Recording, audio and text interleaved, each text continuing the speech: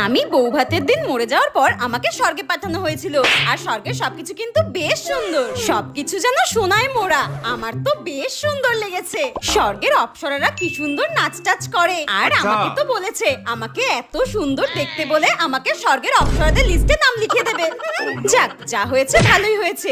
একটাই আফসোস রয়ে গেল, বিয়ে করে সংসার করার ইচ্ছা ছিল, কিন্তু আমার কপালের দোষে তো সেটা হলোই না। চুরি করে মিষ্টি খেতে গিয়েছিলাম, মরতে তো হতোই। দূর। আচ্ছা, আমি তো বউ ভাতের দিনই মরে গেছি, সবে মাত্র একদিন হয়েছে। দেখি তো আমার বরটা কি করছে।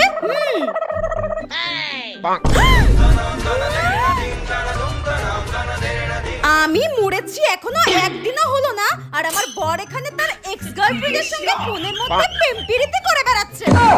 এখন তো আমার মনে হচ্ছে আমি মরেছি ঠিকই হয়েছে। বউ মরে গেছে, বরের কোনো শোক তাপ উত্তাপ কিচ্ছু নেই। মরার পর তো আমি স্বর্গে এসেছি, কোনোদিনও যদি পুনর্জন্ম পাই, শেওড়া গাছের পেতনি হয়ে ঘাড় মটকে রক্ত খাবো।